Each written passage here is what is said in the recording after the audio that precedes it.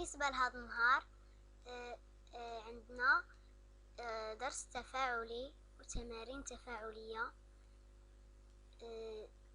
للسنة الخامسة ابتدائي في مادة النشاط العلمي حول موضوع الطبيعة. إذن غنبداو بالمحور الأول، تعرف بعض مكونات الغابة.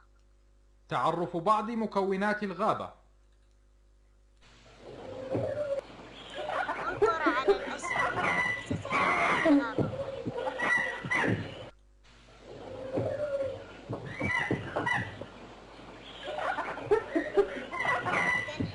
هنا كما كتلاحظوا عندنا مجموعة من الحيوانات الناحمة والعاشبة، عندنا أشجار ونباتات وتربة وعشب وماء وطيور.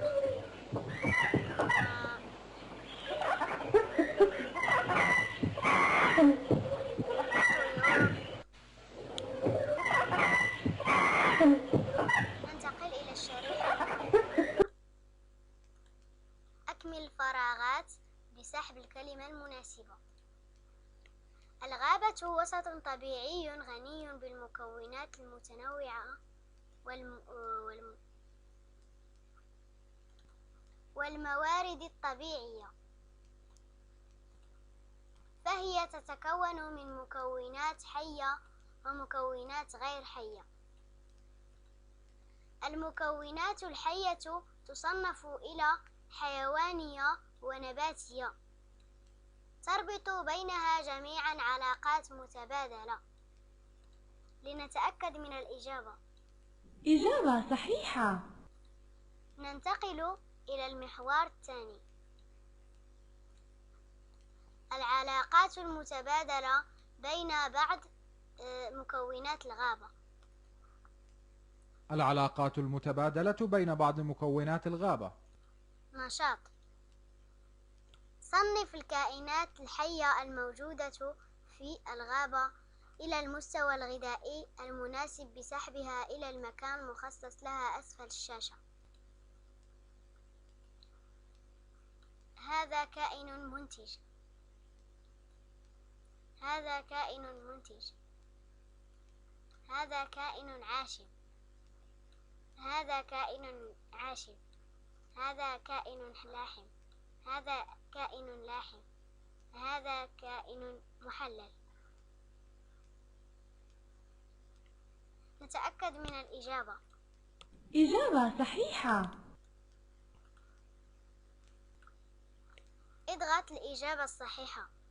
لماذا تسمى النباتات بالكائنات المنتجة؟ لأنها تصنع غذاءها بنفسها، لأنها تعتمد على غيرها في غذائها.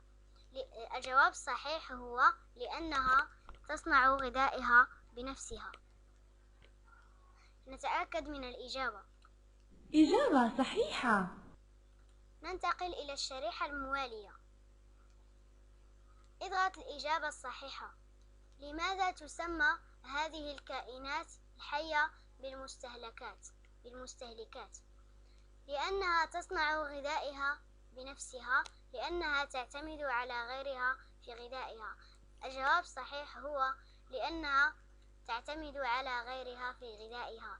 نتأكد من الإجابة. إجابة صحيحة.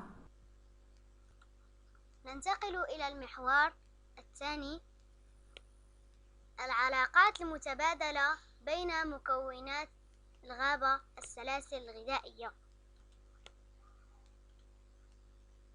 العلاقات المتبادلة بين مكونات الغابة، السلاسل الغذائية. توضيح غابة ألف. اسحب الكائن الحي إلى المكان الذي يناسب ترتيبه في السلسلة الغذائية ويكون التصنيف. العشب من الكائنات المنتجة. الشجرة من الكائنات المنتجة. الأرنب من الكائنات العاشبة. الدودة من الكائنات العاشبة. العصفور من الكائنات اللاحمة.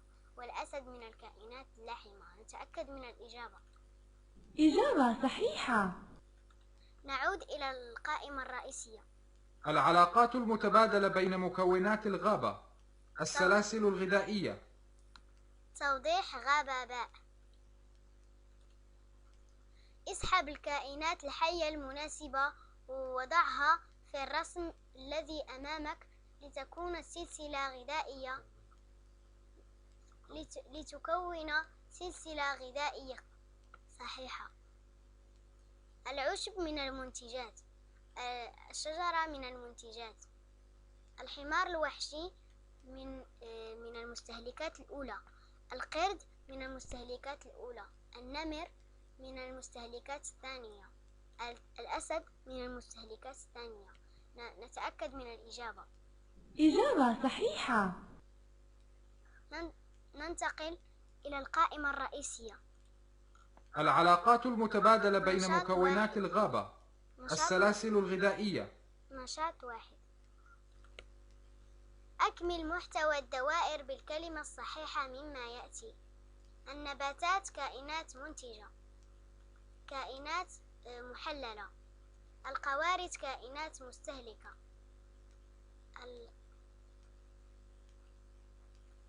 اللواحم مستهلكة. نتأكد من الإجابة. إجابة صحيحة. ننتقل إلى القائمة الرئيسية. العلاقات المتبادلة بين مكونات الغابة. نشاط السلاسل الغذائية. نشاط 2. اسحب الكلمات التالية إلى المكان المناسب. تعتبر القوارض كائنات مستهلكة.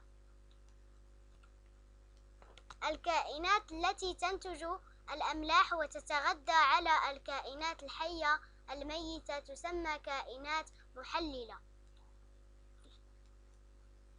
الكائنات التي تتغذى على المادة الحية النباتية تسمى كائنات مستهلكة.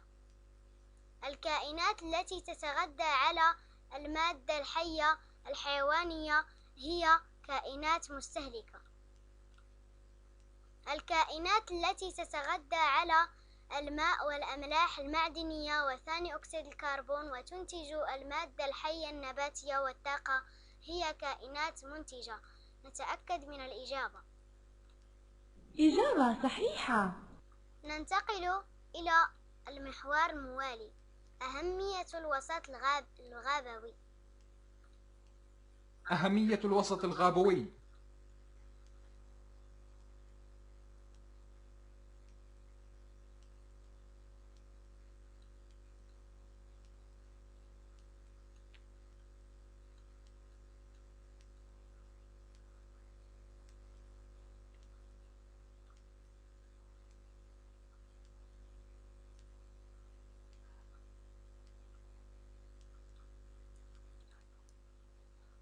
اختر المستفيد المباشر من دور الغابة في توفير المأوى الطبيعي. الإنسان، الحيوان، التربة. الجواب الصحيح هو الإنسان. نتأكد من الإجابة. حاول مرة أخرى. الحيوان. إجابة صحيحة. ننتقل. اختر المستفيد المباشر من دور الغابة من توفير خشب البناء. الإنسان. نتأكد من الإجابة. إجابة صحيحة. ننتقل. اختر المستفيد المباشر من دور الغابة في توفير مكان للترفيه. الإنسان. نتأكد من الإجابة. إجابة صحيحة. ننتقل. اختر المستفيد المباشر من دور الغابة في توفير الطاقة من الإنسان والحيوان. نتأكد من الإجابة. إجابة صحيحة. اختر المستفيد المباشر من دور الغابة في توفير الطاقة في الفحم الحطبي. الإنسان. نتأكد من الإجابة. إجابة صحيحة. ننتقل. اختر المستفيد المباشر من دور الغابة في توفير خشب الأثاث. الإنسان. نتأكد من إجابة صحيحة. ننتقل. اختر المستفيد المباشر من دور الغابة في توفير الحماية من الانجراف. التربة. نتأكد من الإجابة. إجابة صحيحة. ننتقل. اختر المستفيد المباشر من دور الغابة في توفير تنقية الجو وتلطيفه. الإنسان والحيوان. نتأكد من الإجابة. إجابة صحيحة. ننتقل. اختر المستفيد المباشر من دور الغابة في توفير السماد الطبيعي. التربة. نتأكد من الإجابة. إجابة صحيحة. ننتقل إلى المحور الموالي. حماية الغابة. حماية الغابة. تدخلات الإنسان السلبية في الغابة. انقر أحد العوامل المؤثرة في أشجار الغابة لتتعرف على تدخلات الإنسان السلبية فيها. الرعي الجائر.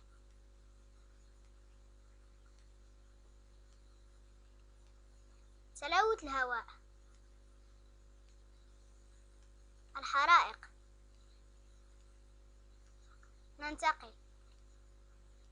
انقر أحد العوامل المؤثرة في أشجار الغابة لتتعرف على تدخلات الإنسان السلبية فيها. الحرائق. الصيد. قلة الماء.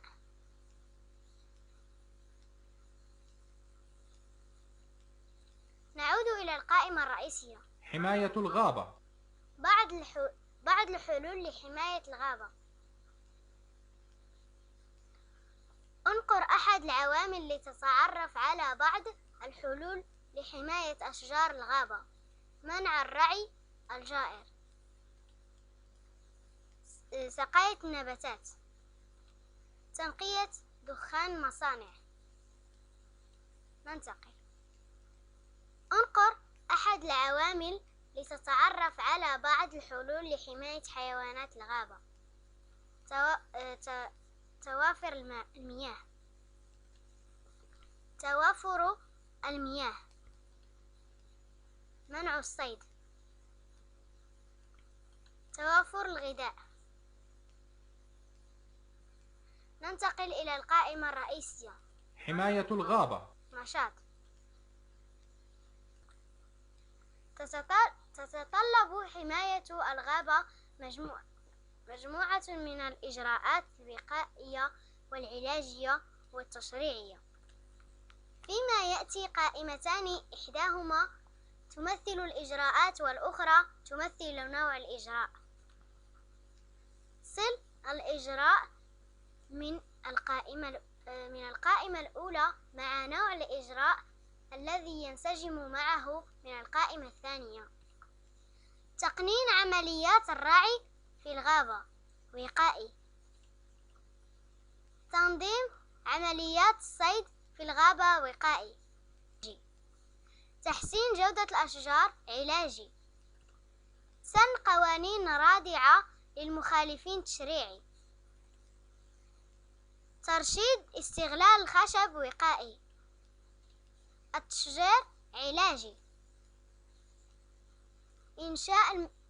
إنشاء المحميات علاجي.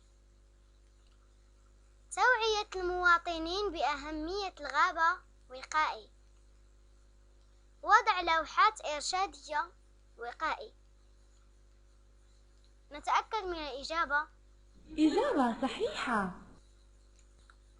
ونكون قد انتهينا من الدرس التفاعلي والتمارين التفاعلية حول موضوع الطبيعة.